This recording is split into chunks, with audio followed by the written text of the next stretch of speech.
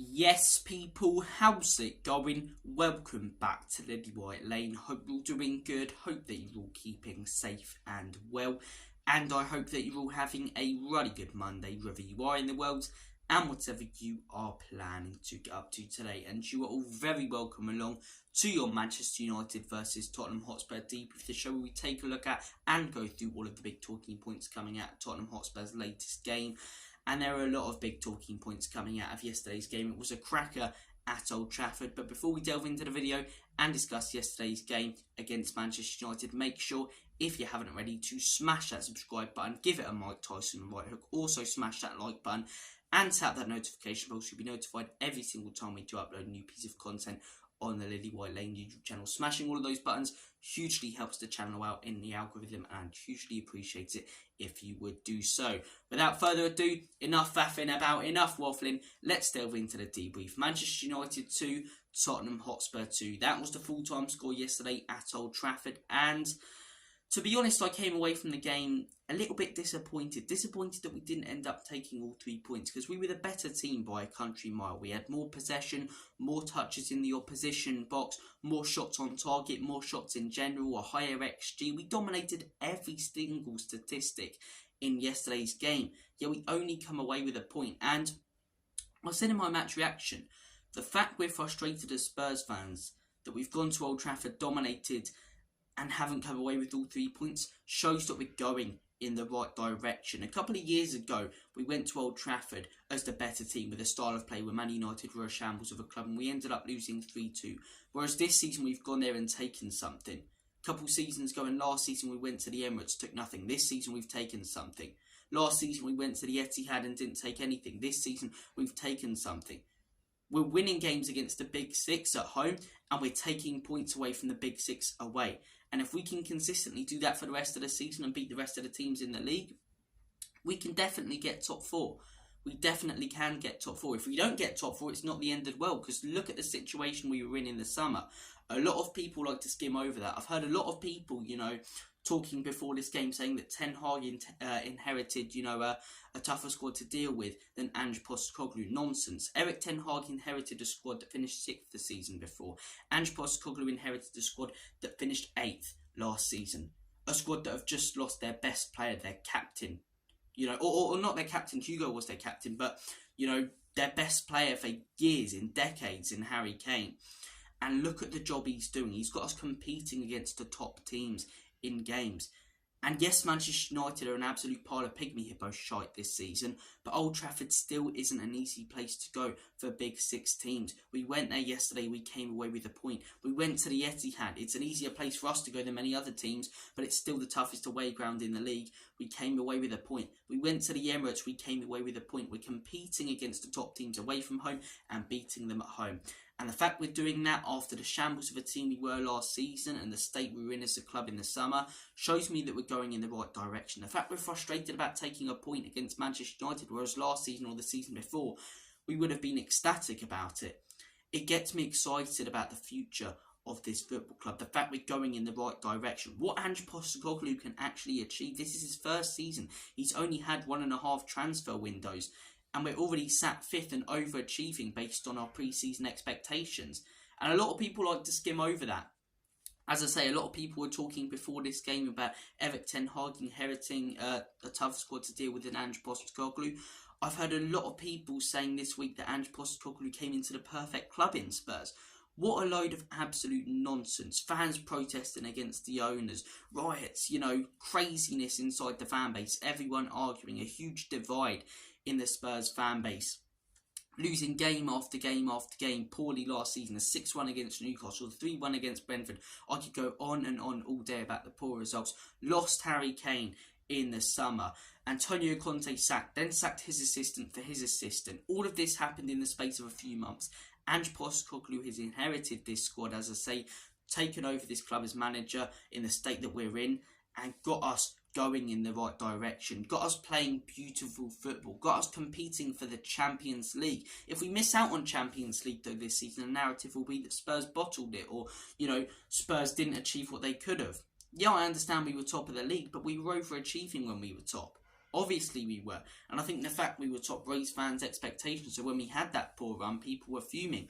But look at what we were expecting in the summer and what opposition fans were expecting in the summer.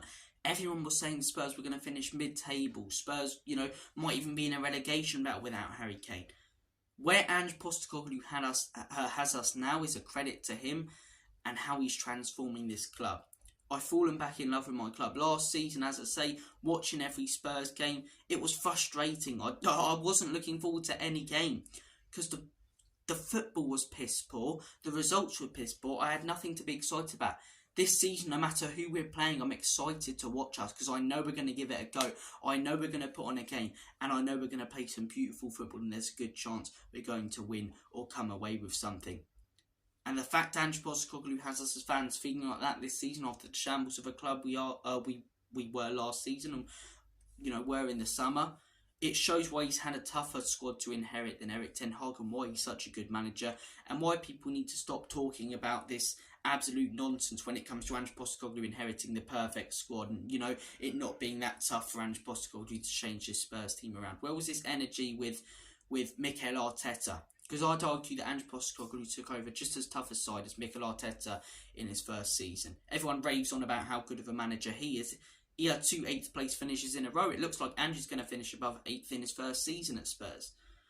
So, look, I've got that off my chest. As I say, he's inherited a tougher squad than Ten Hag. It frustrates me that, people still undermine how much we're achieving this season based on the fact we're not in the top 4 and how well we started. And I believe we can finish the season really strongly and get top 4. If we don't get top 4, it's not the end of the world. But I believe we can. I really do. We get Maddison back in February. Or not in February, at the end of this month. We get Papi Matar, Bissouma, Heung-min Son back in February. Our whole first 11, fingers crossed, hoping no one else gets injured. I think we can get top 4. I really do. Because that first 11 we saw at the beginning of the season, how good of a squad they are. And we saw yesterday with our starting back 4 back, how solid we were defensively. Both goals from Manchester United, as I say, were bangers. The Rasmus Højlund one roofs it into the back of the net. I don't know how he gets that much power on it with that little amount of space. And the Marcus Rashford one, it's not the best defending from Pedro Porro. I'll hold my hands up and say that as much as I love the guy. But there's still not a lot Porro can do and nothing Vicario can do. It takes a lot to score against this Spurs team when we've got that back 4. And I saw a stat yesterday that 11 games with this back 4, 1 loss, 2 draws, 8 wins. Really shows you how integral this defence is. Not just defensively, but going forward with both wing-backs and how much freedom Romero and Mickey give them when they're playing. And both wing-backs yesterday, Porro defensively wasn't brilliant, but going forward offered so much. And Udogie, what a player, man. What a player. I am so thankful we've got him tied down for the next few years. The biggest threat with this guy and the biggest worry is that Barcelona or Real Madrid's going to come in for him. Because he's such a good player. 20, 21 years of age. The strength that he has is ridiculous. It genuinely is ridiculous. Like, I see him muscle players off the ball who, big players, the likes of Rafael Varane, and players yesterday against Manchester United. And even, when we played Bournemouth, they've got some big physical players. And Udogie just muscles them off the ball like it's nothing.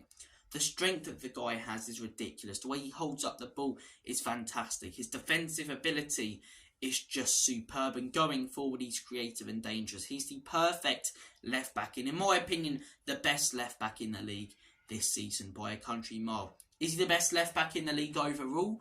Probably not. I think he has to earn that and keep performing consistently for the next few years, like a player like Andy Robertson did for a period of time.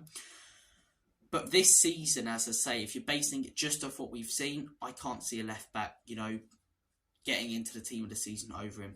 I really can't. Apart from that Chelsea game, which was a little bit rash from him, I don't remember a poor performance from Udogie. Every game he's consistently brilliant going forward and defensively. What a player he is. And Pedro Porro, as I say, not his best performance defensively yesterday, but still got an assist going forward. Still looked ridiculously dangerous. And I think if you put a better winger in front of him than Brennan Johnson, maybe he contributes more to that game than he did. But still, he could have got another assist for that Romero header.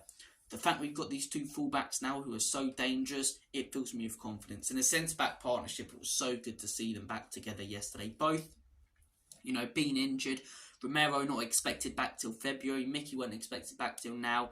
And they picked up right where they left off. So solid defensively. Some brilliant tackling. It's great to have Mickey back. It really is. And it's great to have Romero back. And I love it. As I say, he did it yesterday. Just allows us to control the game. Brings the opposition onto us so brilliantly. And yeah, the defence yesterday was absolutely superb. It really was. Going forward and, you know, defensively in general. I think another performance I do want to highlight in today's debrief is Richarlison. Ange Postecoglou's done a lot of good things since he joined Tottenham Hotspur. One of the best things he's done is changed his guy's career around. He had a few good games. I thought I need to see more. Now he's performing at a consistent level where he's getting more involved in games, dropping deep, tackling, and he's reaping the rewards. He's banging in goals week in, week out. Richarlison at the beginning of the season was a joke. Last season, I believe he only scored 1 goal in the Prem, which was a header, 2 in the Champions League. So 3 goals over the course of 40 plus games. He was a joke. People were laughing at him for not finishing, but we always knew the ability was there because we all watched the World Cup. We watched him, you know, banging that bicycle kick, which was absolutely ridiculous. We saw him score that brilliantly, you know, linked up goal for Brazil, I believe, when they beat Korea 4-1. So we knew the ability was there, but it was frustrating that he wasn't able to unleash it and show that ability for Spurs. And last season, a lot of that was probably down to Conte.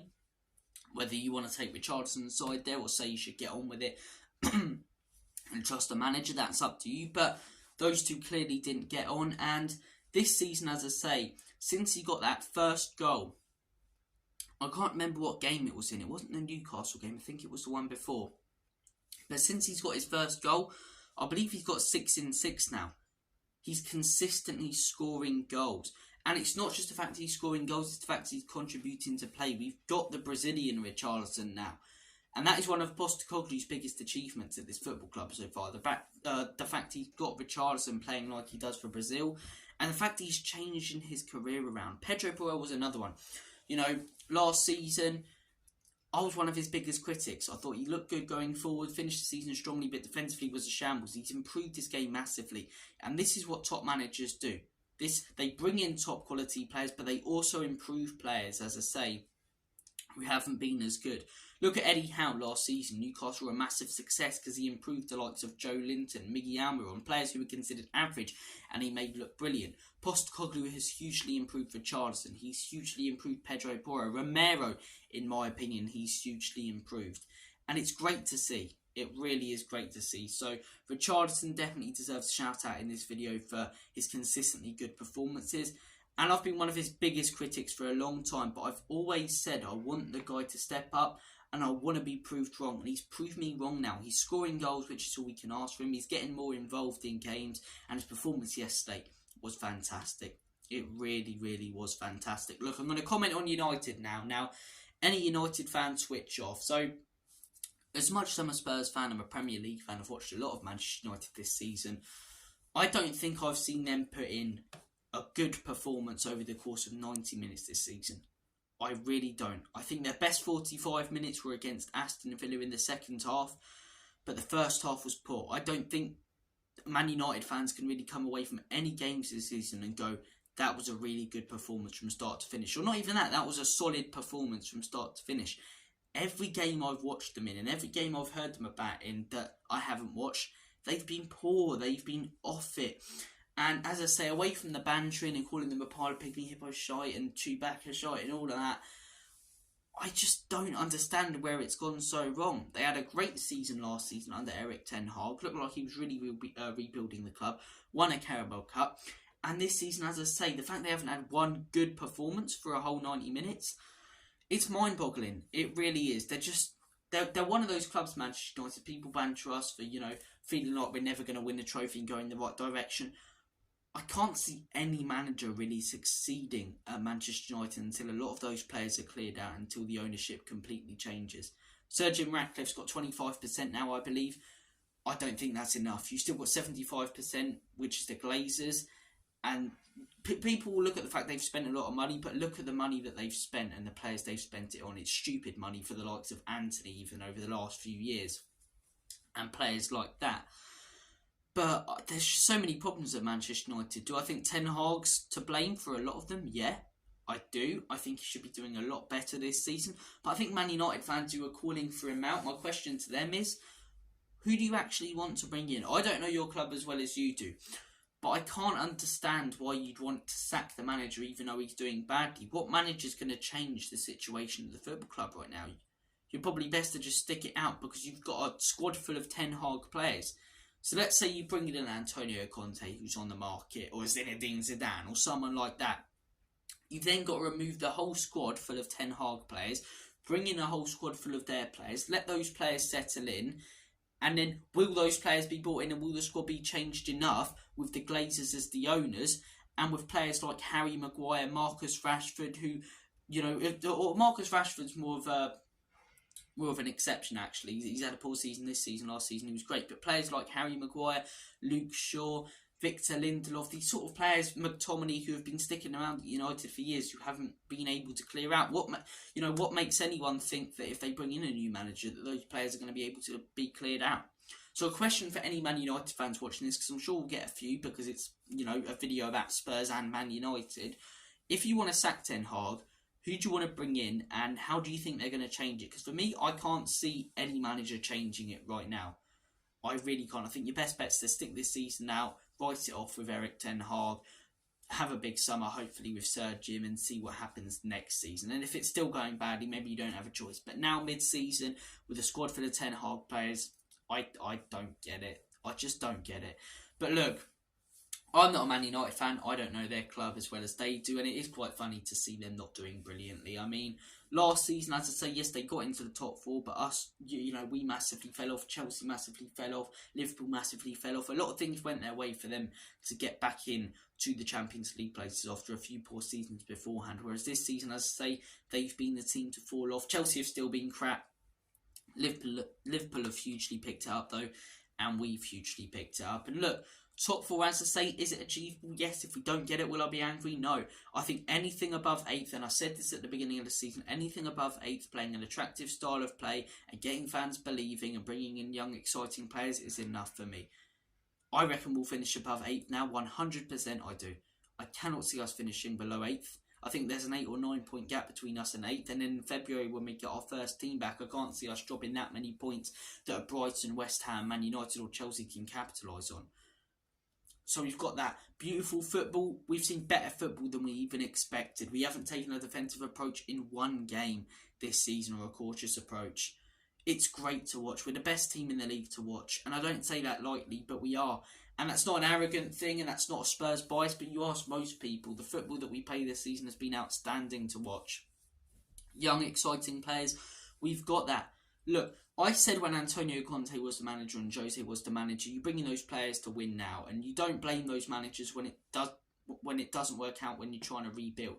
We weren't ready for those managers. We should have brought those managers in if we had a squad full of players who were ready to win now, and they would have achieved at this football club. I think Antonio Conte and Jose Mourinho were let down by the ownership.